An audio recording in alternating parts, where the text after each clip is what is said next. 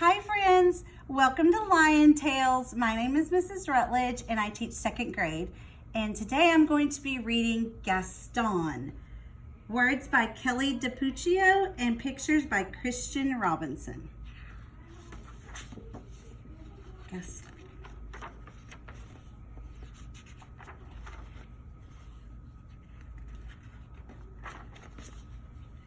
Mrs. Poodle admired her new puppies, Fifi, Fufu, Ooh La La, and Gaston.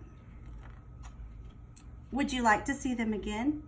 Fifi, Fufu, Ooh La La, and Gaston. Perfectly precious, aren't they?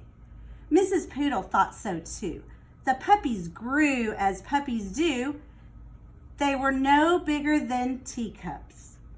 The fourth, however, continued to grow and grow until he was the size of a teapot. Mrs. Poodle took pride in teaching her puppies how to be proper pooches. They were taught to sip, never slobber. Good, well done, very nice, nice try. They were taught to yip, never yap. Yip, yip, yip, rough. And they were taught to walk with grace, never race. Tip-toe, tippy-toe, whoa. The puppies were also taught how to look pretty in pink, nibble their kibble, and ride in style. Whatever the lesson, Gaston always worked the hardest, practiced the longest, and smiled the biggest.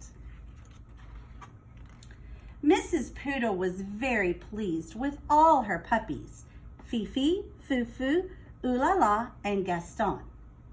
Spring arrived and the proud mother was eager to show off her darlings. She took them to the park for their very first stroll in public.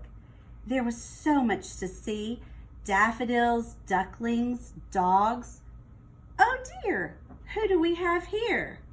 Rocky, Ricky, Bruno, and Antoinette. Would you like to see them again? Rocky, Ricky, Bruno, and Antoinette. This was more than a little awkward. The mother sized up the pups sized up one another. It seems there's been a terrible mistake, Mrs. Bulldog said, breaking the silence. Oui, Mrs. Poodle agreed sadly. Whatever shall we do? Mrs. Bulldog could not come up with an answer. I guess we'll let them decide, she replied at last. Gaston and Antoinette were young, but even they could see that there had been a mix-up. The two puppies began to circle around and around the group.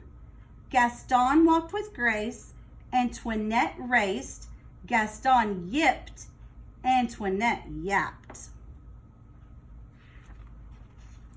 And when they finally came to a stop, the puppies had traded places. There, that looked right. It just didn't feel right.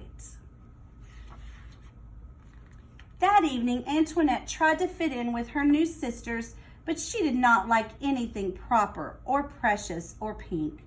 Phooey! On the other side of town, Gaston tried to fit in with his new brothers, but he did not like anything brutish or brawny or brown. Ick.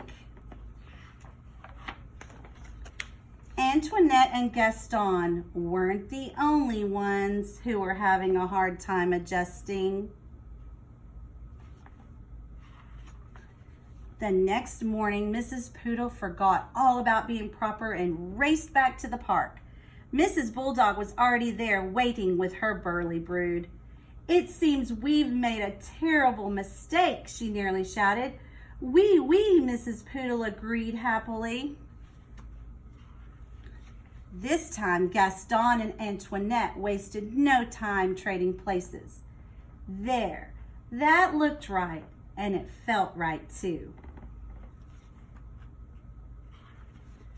From that day forward, the families met in the park every afternoon to play. Rocky, Ricky, Bruno, and Antoinette taught the poodle puppies a thing or two about being tough. Likewise, Fifi, Fufu, Ooh La La, and Gaston taught the bulldog puppies a thing or two about being tender. And many years later, when Gaston and Antoinette fell in love and had puppies of their own, they taught them to be whatever they wanted to be. The end. I hope you like Gaston and hope to see you soon. Bye-bye.